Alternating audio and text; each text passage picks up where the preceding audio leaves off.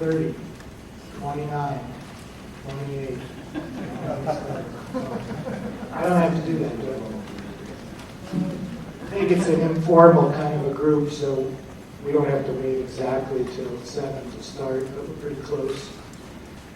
Thank you all for coming to what basically is the Interlake's first independent candidate forum, that is to say independent from other groups like the Chamber of Commerce, which we've sponsored quite often through the years. But this is our first time doing this particular type of venue in the evening, and it's kind of an experiment to see what kind of community turnout there is. We are pleased that you've all come, and I'll remind you that we'll be having another forum in 1 week, same venue, same time, and certainly I'm hoping that you'll have a good time here and learn something and encourage your friends to come back next week. And we'll talk a little bit more about that and some other upcoming events at the end of the forum. I want to start off by thanking Flathead Valley Community College for allowing us to use this space. President Karras has allowed us to use the space for the 3 community forums that we've set up for candidates, as well as for the U.S. Senate debate that we'll be holding on October 14th, and we're very grateful for that. I also want to thank Mary Reckon from the Democratic Party and Verdell Jackson from the Republican Party, who have helped me to organize the candidates to make sure we have them participating, and that's been very helpful. Most of you know me from my picture in the paper. I'm Frank Miele, managing editor of the Daily Interlake. Of course, you know that I have my own personal opinions, and I express those freely in my column. But that doesn't mean I can't, see both sides of an issue, and I hope that you'll see that by doing this forum that I'm perfectly happy to provide a forum for everybody to share their own points of view. That's why I call my column editors 2 cents, is because I don't value it too highly, and I don't expect you to either. I just want to be somebody who has ideas and is allowed to share them. And I certainly welcome everybody's ideas on our opinion page in the Daily Interlake, and I believe that it's one of the best read parts of the paper, and certainly it's a forum where ideas are expressed and exchanged, and that's, to me, a healthy part of our community. Tonight's candidate forum, we're going to keep it quite informal, really. We'll have opening statements from the candidates. We'll try to keep it at about 2 minutes or less for opening statements. And I'm going to try to keep time on here on my phone. Again, it's informal. If somebody goes over the line, I will just have to interrupt. But please, I don't want to have to do that. So I hope the candidates will just kind of mind their own time as well. And after the opening statements, I will have some prepared questions to ask people. I'm also inviting audience members to ask questions for this venue. If we need it, we have a microphone, but it's a small enough room that I think people in the audience can just ask what they want. So we've got, rather than introduce all the candidates, we've got everybody's biographical material in the printed program, and so we're just going to begin with allowing the statements from the candidates to speak for themselves. We'll start with Senate District 2, and Dave Byrne will be the first person. We'll just go down the line, 2 minutes each. So we're going to do a mic check. Everyone can hear me okay? No. This is good. Just raise your hand if I'm too soft. I heard a rumor there was going to be 2 minutes, and I have to tell you, I don't know if any of the candidates knew for sure what this format was going to be, and I wrote a few notes, and I offered to split it in half with my home, But seriously, in the last night, I was thinking a bit about a great statesman that we lost over the summer, and his name was Joe Mazurek. A friend to all of ours, Bob Brown, I think we all know, wrote a wonderful editorial in the Great Falls Tribune. And I think he characterized Joe as sort of a collaborator, a problem solver. He said, as Joe was the furthest thing from a phony or a glad candor. His courage was in his integrity. He wouldn't be manipulated. It simply wasn't his nature to take the low road. He was a straight arrow, and the whole legislation knew it. And that is what gave him great influence in working out the compromises and getting the solutions the legislative process requires. I've had the great opportunity to knock on a few doors in the district, and there are 5 or 6 key issues people talk about. And one of the issues that's bothering residents of District 2 a whole lot is just the gridlock they observe in Washington. They want to see politics at a level where there is collaboration, where the problems of Montanans are solved, where people work across the aisle. And so I thought a lot about Mazurek and his contribution, and I've taken it pretty seriously that collaboration is very important. I think it's what people are looking for. Certainly, individuals will have strong opinions on views, and that's very important, and certainly trying to strive for what you believe in. At the funeral, Joe's funeral, Reverend Daniel Shea said, employed attendees, smooth out obstacles and impediments and work together to make the state, communities, and families better. And I think the opportunity for 150 people to go to the legislature is to work at times collaboratively as an opportunity to put a lot of very smart people together and solve the problems that the people in this state face. And that will be one of my key goals if I'm fortunate enough to win the election. Thanks, Dave. And Dave is running as a Democrat, of course, and then we'll hear from Dee Brown, Republican for Senate District 2. Thank you all for coming, and thank you, Frank and the Interlake staff for having us tonight. I'm sorry it isn't totally full, but maybe the next debate will be. My name is Dee Brown, and I've lived in Senate District 2 since I was a toddler. In fact, the first home we lived in when we moved from Dakota was on 2nd Street in Whitefish. So I was a bulldog when I was a little kid, but I became a wildcat soon thereafter. I was raised in Columbia Falls, graduated Columbia Falls High School. I'm a 4th generation Flathead Valley resident. I care a lot about my district. I not only know the private sector, but I also know the public sector. I taught school in School District 6 in the day and age where we had 1,200 workers out at CFAC. We had 5 or 6 lumber mills. We were using our forests, and we were producing great jobs for the families of the Flathead. That has morphed a bit, and we know that we need to make some changes out at CFAC, but I think looking at the regulatory environment and the taxes in this state to make it even friendlier for businesses to come in, I think that's how we're going to solve our problems. It's also the way that we are going to be able to afford an educational system that our kids deserve. I think that tying resource development in the state, such as the surrounding states have done, is the way that we lift all boats in this state. And my voting record is there for everyone to see. I served 4 terms in House District 3. And I would agree with my opponent that, there is a lot of collaboration in the legislature. 80% of all issues we all agree on. But it's the other 20% that make the headlines. It's the other 20% that make us look like we're at each other's throats. And I don't think that's it. I think we have a different vision sometimes of how to get to point B, but we're really all on the same team because we are a citizen legislature.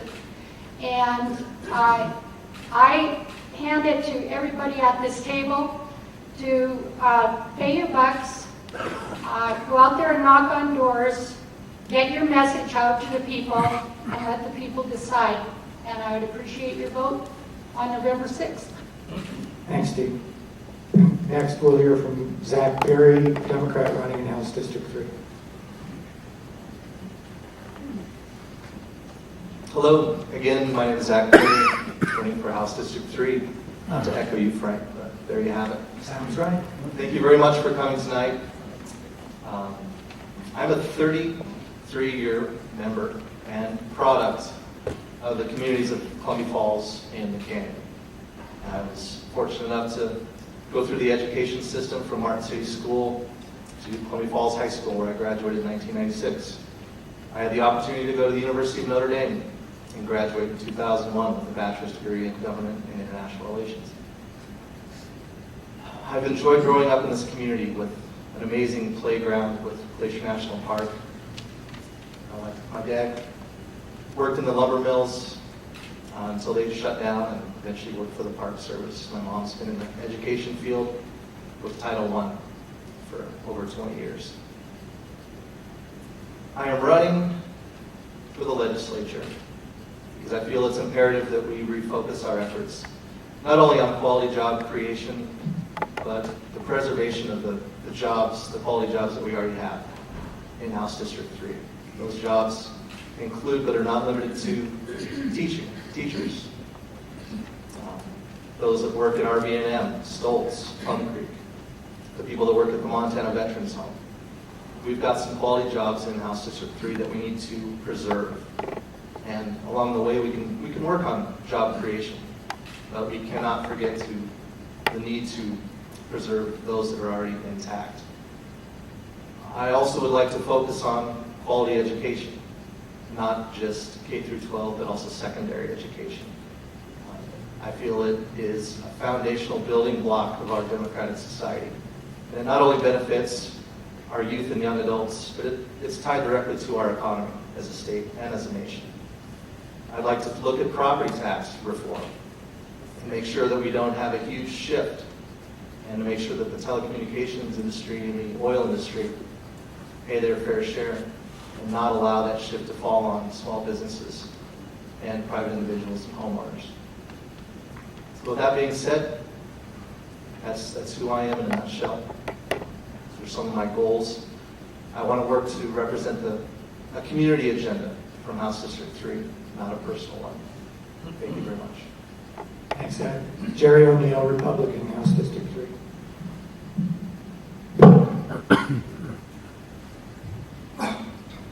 As he says, my name is Jerry O'Neill, and I'm glad to be here, and I would really like to thank you for being here. When I go to doors, door to door, to meet the population, the thing that turns me off the most is when I come to some door and I knock on the door, I say, oh, we're not interested in politics. I think if you're not interested in politics, you're not going to protect your country. And I think our country, without protection, is in jeopardy. I also want to thank my wife for being here and for helping me and for supporting me. Sometimes I'm sure that's hard to do, but anyhow, I thank her. I was just talking to Zach here about being able to speak. I couldn't take speech in high school because I'm not very good at speaking in front of a bunch of people, but I'm getting better.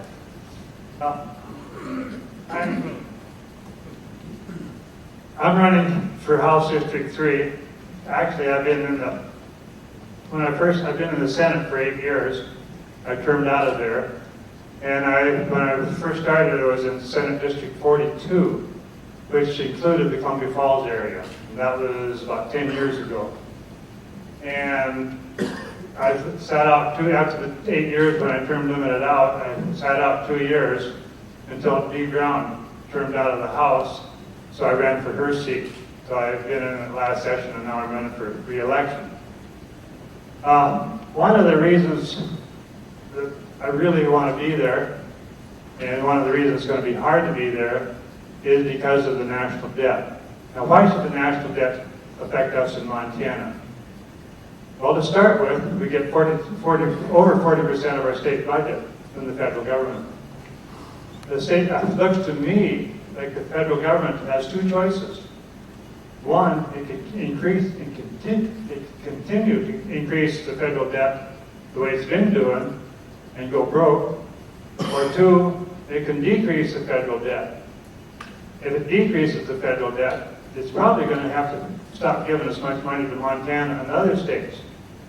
So therefore, we're going to have a challenge in order to how we're going to continue the essential services and still keep within our budget. And I would like to be there to help do that.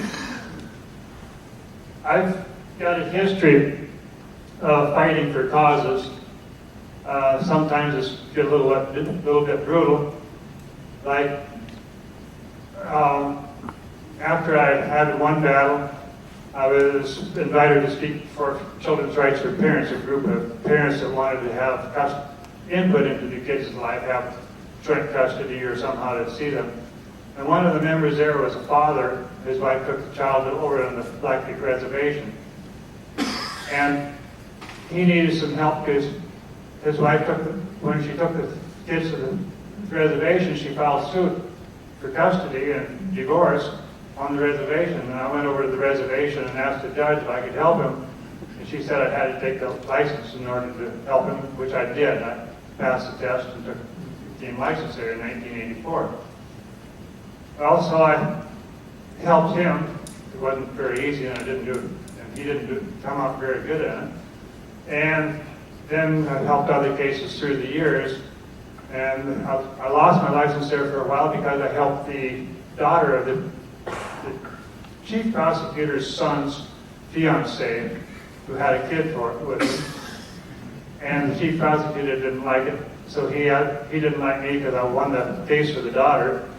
So he had the judge disbar me, and it took me a year to go through the system to get my license back. I was right, he was wrong, but it still cost me a year of employment over there. Jerry, we're going to have to cut that short. Okay. You can continue with your story. Okay, that's all the stories on that anyhow, right? But anyhow, I will fight for a cause, but right now, if you look at the rate of the national debt, the $16 trillion national debt, I think it's going to affect everything we do, and hopefully we're going to be able to handle that and still provide the essential services and some of the luxuries for the citizens of Montana. Thanks, Jerry. And next is our sole libertarian candidate, Sean Guyman, House District 3. Good evening. Welcome to our forum. Appreciate y'all being here. My name is Sean Guyman, and I have been fighting for Montana and Montanans' rights for, well, unofficially about 16 years. If you look at where I've been, probably my entire life. Ever since I was able to stand up to a bully. Now, some of the things that have been addressed to me a couple days ago, a man that's running for the House, he says to me, he says, "What are you and who do you belong to?" I thought that was really strange. So I'm going to tell you what I am and who I belong to. I am a Montanan. I'm also a child of God. Who I belong to? Well, the first question answers the second question. What do I believe in? I believe that which is wrong, unjust, or evil is no one's right. And it doesn't matter what position or power or place or whatever last name that they have. If they're doing what's wrong, they're hurting people, they don't have the right to do so. Such, we need to look at amending and or repealing unconstitutional laws that are affecting our fellow Montanans. There are some very egregious ones out there. We need to ensure that those responsible for severe violations to Montanans be held accountable. There's so much unaccountability these days, and everyone knows it. Very few people talk about it except over a beer.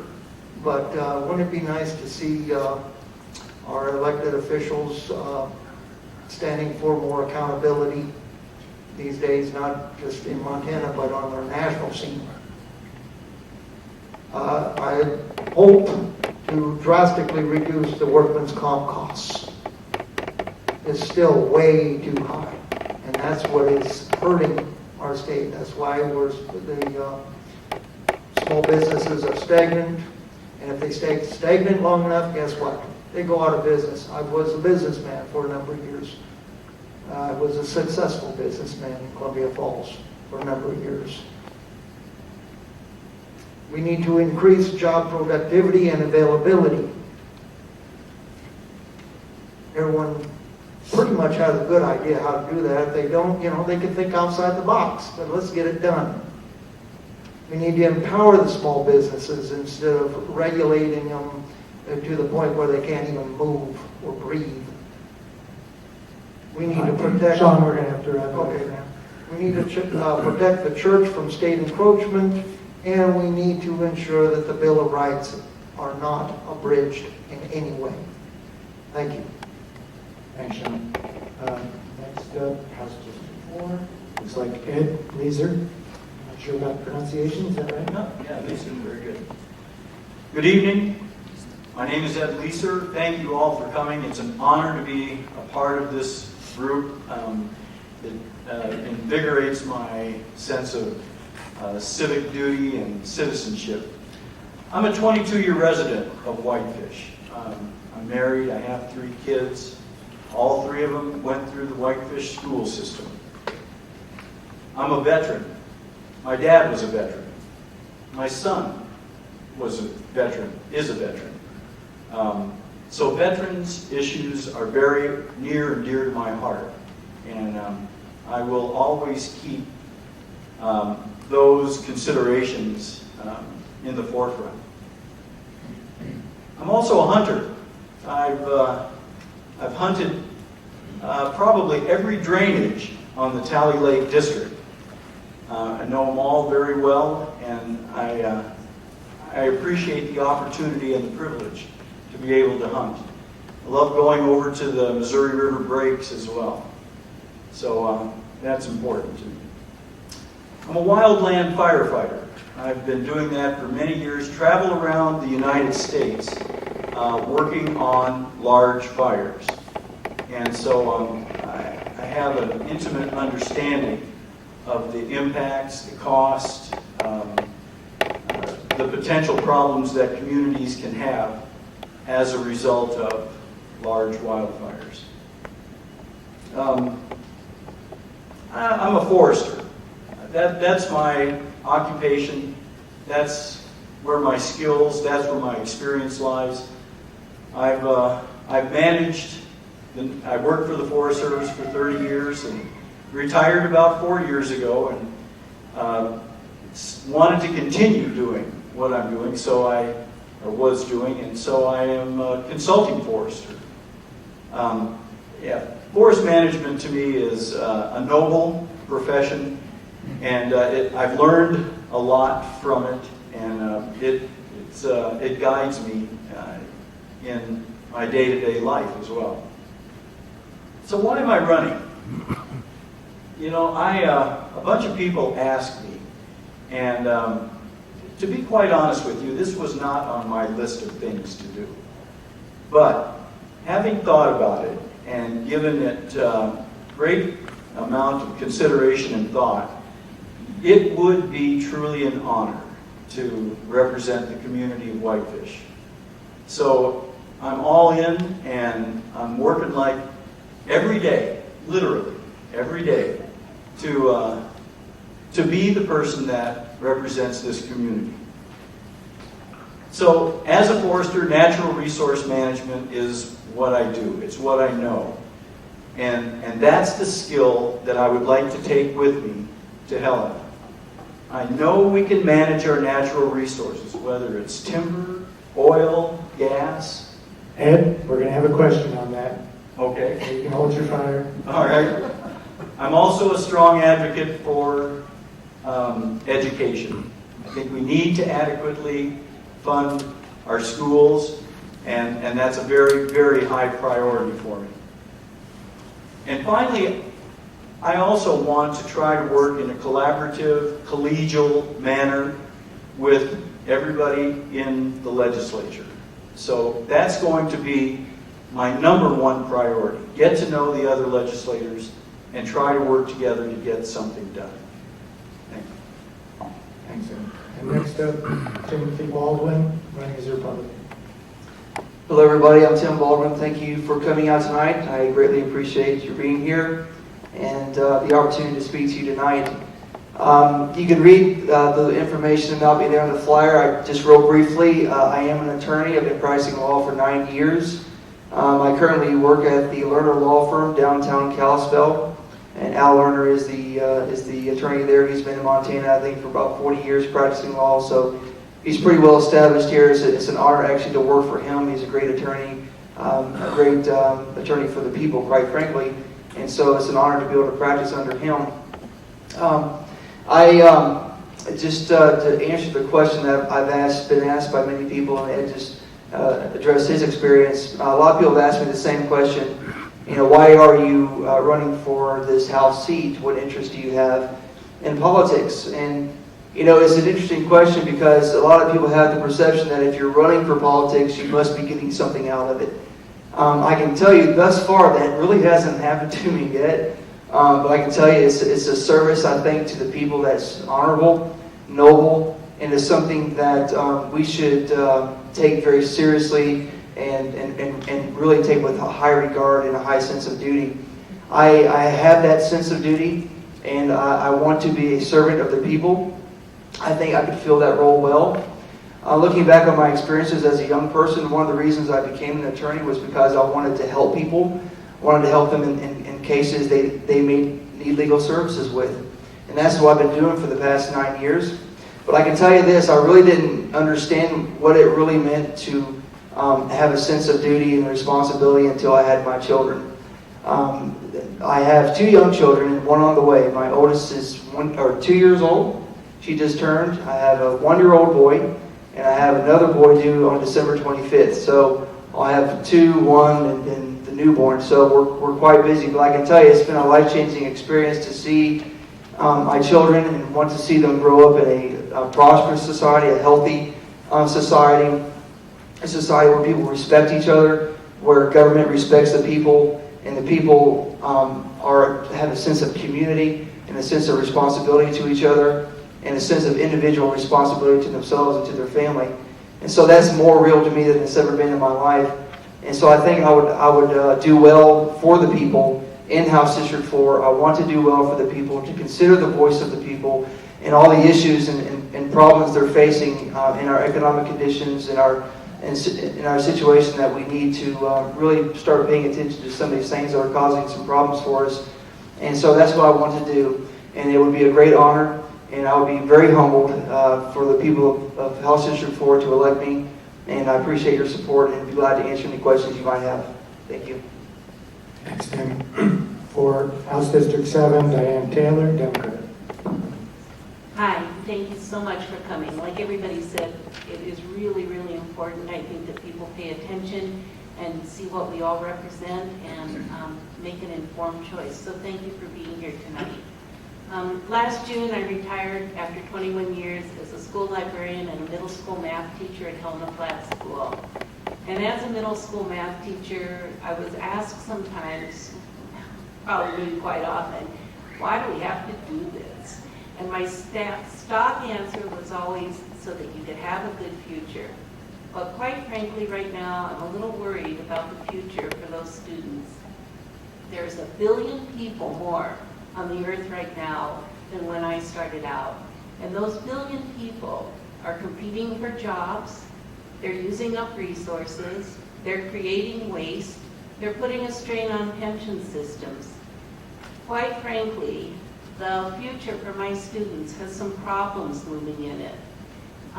But I told them, if you work, you're going to have a good future. So I feel compelled and responsible, and I want to go out and work to make sure they get the future they deserve. They deserve a future that has a strong local economy and one where they can own their own business. Or if they choose not to own their own business, if they want to work for somebody else, they deserve jobs that have a safe working environment and pay living wages. They deserve quality public education and affordable secondary possibilities, because you have to have an informed citizenry if you want to have a strong democracy. They deserve to be able to afford medical services when they need them. A long time ago, I read 1984 and Brave New World. And I can tell you that the thought of an all-powerful government intruding into your life is as scary to me as it is to anybody. But right now, I should also tell you, this is how scary it is. I'm what the CIA called one of those radical militant librarians that stood up against the Patriot Act. And I don't even like going through airport security. I understand it might be necessary, but that's intrusive to me. But right now, there's some really big corporations out there and some huge banking systems that have sort of gotten us into a mess. And I think we need a government that's at least as powerful as those corporations and banking systems. I want a government that will stand up to the W.R. Graces of the world. The preamble of our state constitution says that it was established because they desired to, quote, improve the quality of life and the equality of opportunity. Those are my desires also, and that's why I'm running for office. Thank you. Thanks, Diane. Also, House District 7, Randy Brodell, Republican. Thank you, Frank. Thank you for coming here tonight, and a special thanks to my wife, who stands beside me and supports me in all this. I am the incumbent in House District 7.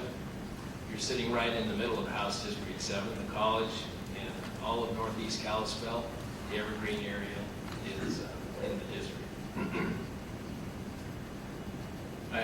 As I said, I'm the incumbent. I sit on appropriations in the House. Also sit on the audit committee during the interim. Both those things being I'm a numbers guy, my focus is on the budget. And a lot of the reason that I'm in this is because I have some real significant concerns about the future of Montana and where we are in being able to take care of our government. Right now, we have lots of budget stuff happening on the east side of the state. We have nothing happening on the west side of the state. Our economy is in the tank here, and many of you have seen that. Many of you have family and friends over on the east side, leaving our families in the lurch here. And I think we've got to begin to grow the state's economy for our jobs across the board. The primary way that we need to do that is begin to get the state government out of the way of private citizens, private industry. I got a call today from a friend of mine who said one of my clients sent a check in, an envelope with an application. They were supposed to send the check in a separate envelope. And this was on a mobile home purchase. Anyway, it delayed the process by 30 days. And those kind of things the government doesn't need to be doing. We need to be able to keep our jobs going. We need to keep our businesses going. Montana is the treasure state. We are the treasure state because we have resources. We need to have a balanced and healthy use of our resources so that we can put our people back to work. Northwest Montana, Eastern Montana, it doesn't matter. We've got to put Montanans back to work. I will be focusing on tort reform. reduction in business tax, business equipment tax. Also looking at doing what we can to reduce the workers' comp costs. And again, as I sit on the appropriations committee, we'll really be focusing on getting a good grip on where the budget is. Thank you. Thanks, Randy.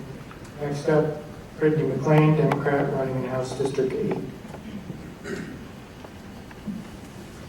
Hi, yes, my name is Brittany McLean, and I'm running because as a Montanan and as a mother to 4 and a businesswoman, I just simply haven't given up faith.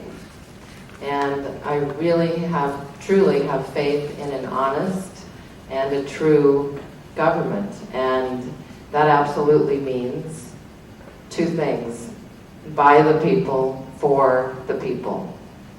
And running to serve as a representative in the House, that's one of the first things that I tell people when I meet them at their door. I introduce myself and I say, I'm running to represent you in the Montana legislature. And most people, I'm not sure they really even know what that means, but they know it's important. I know it's important, and that's definitely what I convey to people at the door, is that I am here to represent you. I take that incredibly seriously, and I'm doing what you're doing. I am a person who lives, every one of those houses that I go to. I live in my house in Whitefish. I've grown up in the Flathead Valley. I live in my house. I raise my children. I look outside and am just honored and amazed to live in this state. I also look outside and wonder what's happening to our communities. How are the children doing? I see some children doing well. I see some children not doing well. I see some families doing well. I see some families struggling very much. And I know that how we're all going to be doing is dependent on how each of us is doing, because we are connected. That's what makes a community a community.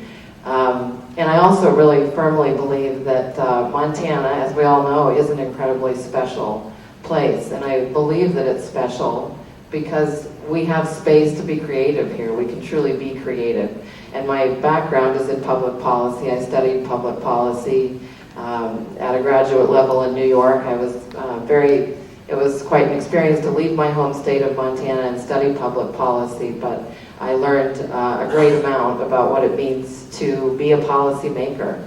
And although I did never think I would be in politics, I was in nonprofit organizations for over 12 years and co-founded a health center in Alaska.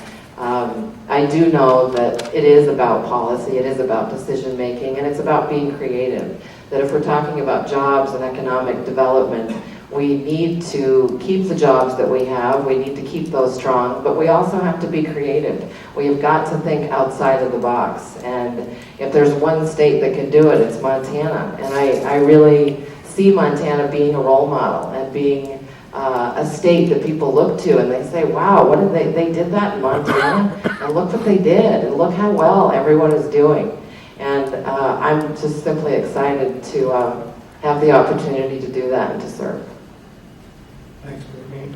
And last up, Steve Lavin, Republican. Thank you. I'd also like to thank everybody on the board up here and everybody that came tonight, took time out of their personal lives to come and be involved. I really appreciate that. When I look out there and I see people that I recognize, when I get around to the doors in downtown Kalispell, I see a couple of people that I recognize that I've met on the doors, and that's really neat to see the involvement. So I really want to thank you. Of course, my name is Steve Lavin. I'm running for re-election for House District 8 here in Kalispell. It's a downtown district. Yeah, it's a great district. I've spent a lifetime of public service as an adult, working with the Highway Patrol, and I kind of continued it into this representative role, and I really enjoy serving the public and listening to what people have to say and taking it in and bringing it to Helena on the last term. I really enjoyed the experience. I'd love the opportunity to go back. I learned a lot, and I think we can accomplish a lot more. We had a lot of success in the last session. One of the biggest successes that I saw were the huge reduction in workers' comp rates, and that's allowed businesses to hire more people and get more people to work. We also reduced the business equipment tax as well, which did the same thing, that allows business to get people working. I sat on the tax committee and I did not vote for one single tax raise during the entire session. I was proud of that we functioned well, we were able to balance everything out, and we did not raise taxes on that committee.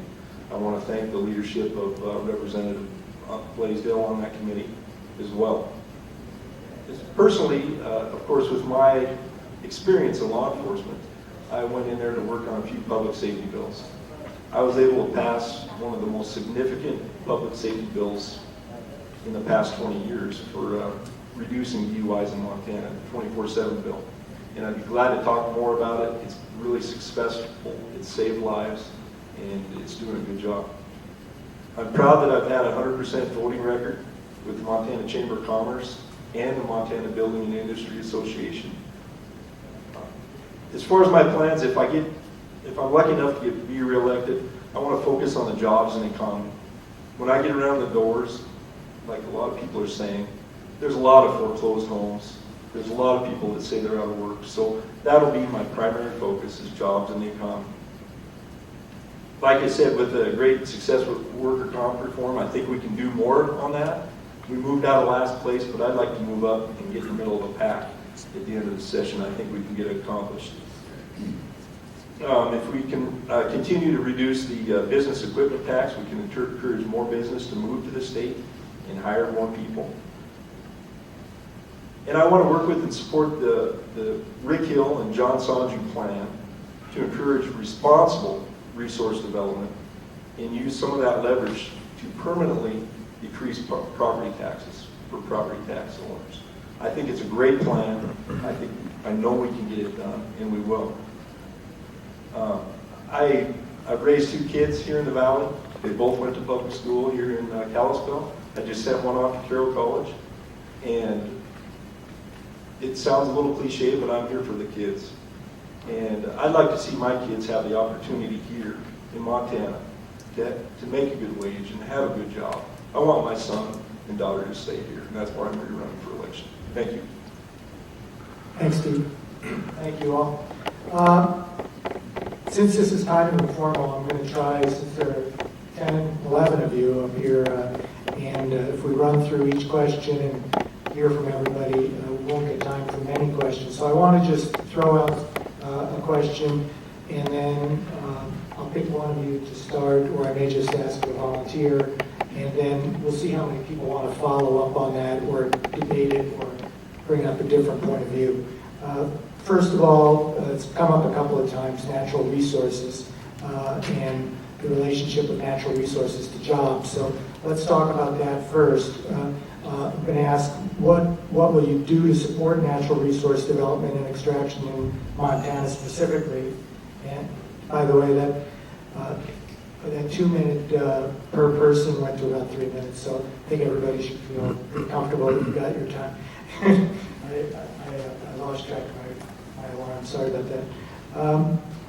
So basically, what will you do to support natural resource development and extraction in Montana to help bring about jobs? And be specific about what industries you think you can work to help, and also, can extraction be done without damaging the environment, in your opinion? We'll start with Ed Leeser because he brought it up first, I think. Well, I'm glad to be the one to start this off. This is a topic that's very near and dear to my heart. I'm convinced that we can, in terms of state lands, manage for revenue and jobs. Now, I know that there are challenges and there are regulations that are required. We have the Montana Environmental Policy Act, but we can and we should do it, because if we don't do it, we're continuing to put out wildfires, and that's going to happen. I mean, there are too many people that live close to the forest, especially state lands, to not do that. So we're going to continue to put out wildfires, and that means that we're interrupting a natural process. So we have to replace that with something. So thinning and prudent forest management is appropriate. It's not only appropriate, it's necessary. And it's going to generate funds for our schools and trust lands. We can do it and still protect water. We've got the Streamside Management Zone law. We've got best management practices that are in place. And there's no doubt that we can and should and have done it and should continue to do it. We've got a long tradition. As far as oil development goes, we need to continue to do that. What I would suggest, though, is that we monitor aquifers where fracking takes place. Now, there hasn't been, to my knowledge, any evidence that it has affected the aquifers. But we don't know the long-term effects of that. So, again, when I hear responsible resource management, to me that means we monitor the effects of what we're doing and then adapt when we learn that something is happening. It's critical that we do that. Thanks, Ed. I'm going to cut you off. We had a request from Dee to follow up, so let her know. Thank you. Since Ed brought it up with the school trust lands, you know, every other polka dot in this state belongs to the state. And in the late 90s, Montrust sued the state of Montana because they weren't making enough money on our trust lands. And they won in court. And so now they have to, the land board has to get the most value out of those trust lands. The thing that's disappointing to me is the extraction of oil and gas on those state lands is not what it should be, is not what it is in the private sector, and it would greatly buoy the monies going to our schools if we would do more extraction on those state trust lands. Where is Montrust when you need them now is kind of my statement, because they're raising rents on Girl Scouts and North Valley Sportsman Association, but we don't seem to do much in the oil and gas fields. So I think that needs to change. Dave, thanks. I think I'm in agreement. And this was good stuff we learned at the Petroleum Association meeting. I think most of us attended. And I think that's an issue a lot of us need to understand well as far as the state lands go. It's interesting in comparing North Dakota and Montana, two different places. And I think I've been told a couple times, you know, in the Bakken, which is mostly in North Dakota, there's more resources available. And we also have the sage grouse, which is encompasses a lot of the land and is scheduled for some sort of settlement by 2015. As we move west, we also run into water issues where the water becomes more valuable. And what I learned the other night was just a tremendous expense of exploration. So this is a really major investment by companies. But I would say that a tangible thing we may want to look at is just the relationship of state lands and accessibility to oil and gas exploration. Thanks, Dave. Jerry O'Neill's requested time. Thank you, Frank. First off, this program says I'm a board member of Montana's for Mobile Use, which is true. It also says I'm president of Dream Disabled Ski Program, and that's not true. I was 10 years ago or so, but not now. As far as the Montana's for Mobile Use, we've been trying for years to keep the federal forests open for management. Amendment 19, when they closed all, they only allow 1 mile of road per section. I think that's true. It's pretty close to true anyhow.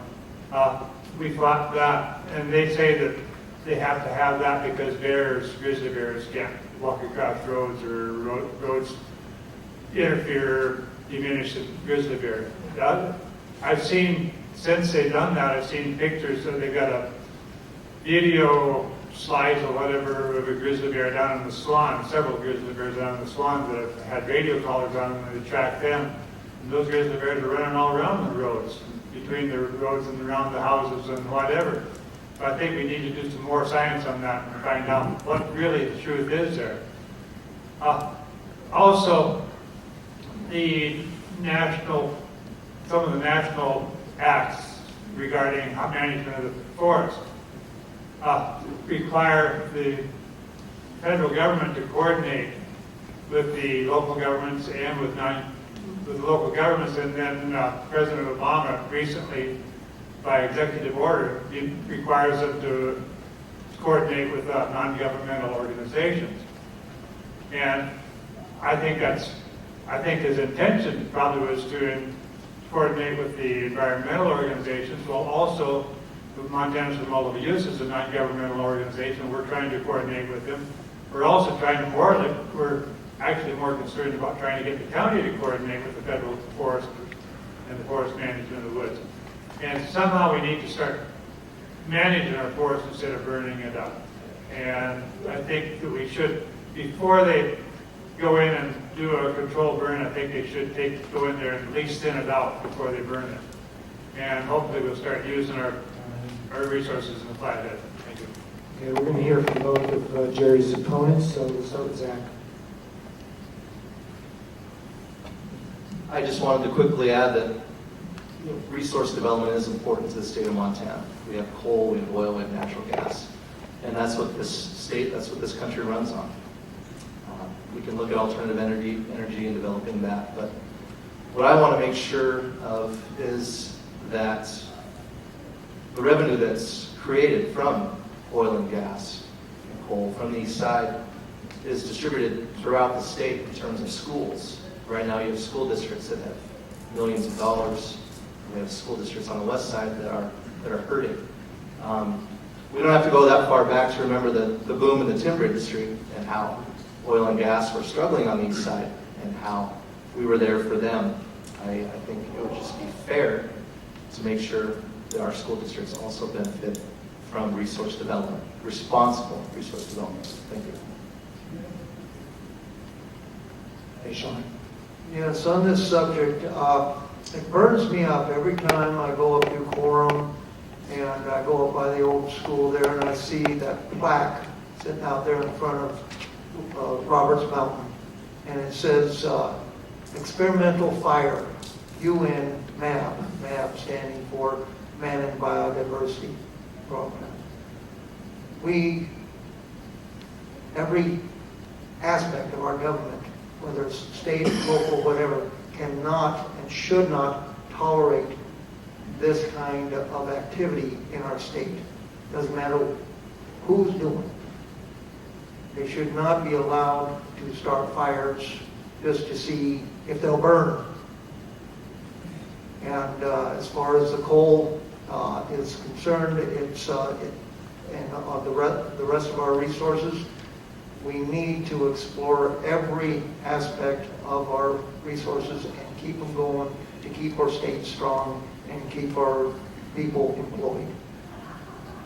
Thank you. Who else would like to be heard on that? Okay, Steve Levin. Thank you. I've seen several examples of companies and businesses that have come to our state and they've invested millions of dollars, and due to our excessive permitting process, there's been some companies pull out, and that frustrates me. So I think one of the things the legislature can do is streamline that permitting process, reduce the regulations, get out of the way, and let these companies produce our natural resources. Additionally, I think we can work on some tort reforms to limit ridiculous lawsuits that hold up the government. That's something that's really holding up a lot of these businesses, and they go to other states that have tort reforms that protect people from this. So I think those are a few of the things that we can do in the legislature to encourage responsible development, and I think we can do it safely and cleanly. The technology is there. Thanks, Steve. Would anyone else like to weigh in on either natural resource extraction or environmental issues that are tied to it? Otherwise, we'll move on. I make one more comment. Very quickly. Very quick. One more point with regard to oil development.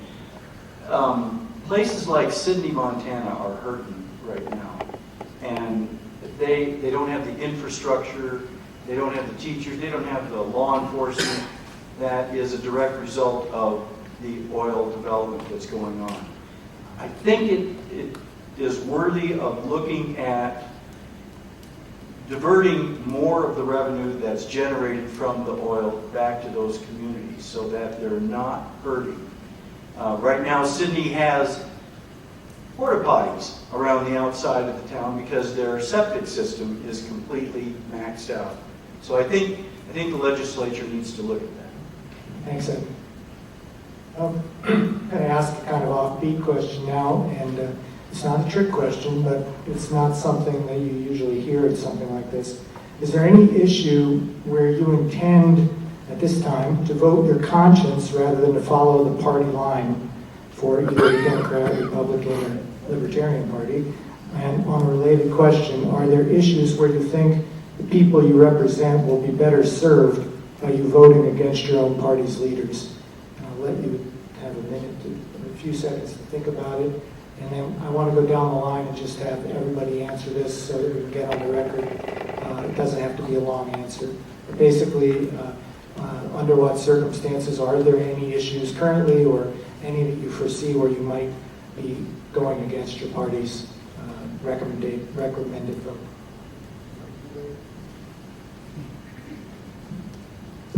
A big issue at the doors, as we've talked about, is Forest Service access. And I sort of make a disclaimer that, it's a state issue. I can strongly advocate reasonable use and recreational use and issues regarding closed gates. To federal officials, to representatives or employees of the Forest Service, I don't know if that exactly dovetails with party politics, but I would say as a generality, I'm trying to inventory 5 or 6 key issues in Senate District 2, and I've told people over and over, I place the needs of the constituents over party issues, and I will continue to do that as I gain more information on important issues in District 2. My votes have always been in favor of the taxpayers. I've always recognized that the taxpayers are paying the bills. And I think until we get back to that and recognize that we can do some development, the tax stream will come in and we can do some things, but this $400 million surplus is really an overtax of the people. And I think it's time to give it back. I think it's time to come up with other solutions. I think it's time that we, as a group of Montanans, say, wait a minute, let's start putting our ears to the ground and listening to the people out there who are voting and saying, we want some property tax reform, it's killing us. We want to be able to survive here, so let's get some jobs. I voted with Mike Jopek from Whitefish on the reappraisal bill. I've gone against my party on several votes. I think that when you get down there, you vote your conscience with the people who you are representing, and if you don't, you're doing them a disservice.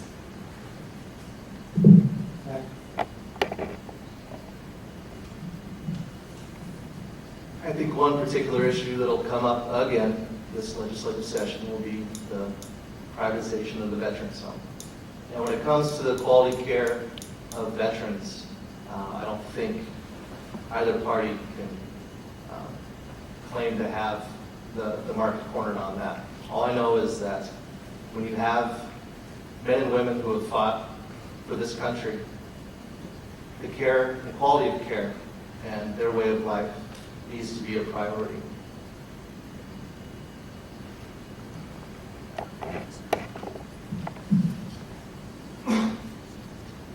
I'm glad to participate in the Republican conventions for the last 4, 5, 6, 8 years, and been involved in the platform committee for the platform of the Republican Party. And overall, I think it's a pretty good platform, or probably a real good platform, and most of the things in it I intend to follow. But I do have a tendency to vote against the crowd once in a while, and quite a bit. And once in a while I win too. There was a bill last session to make it so that dude ranches would not be allowed to serve food to people that weren't residents there, weren't guests there. And it went through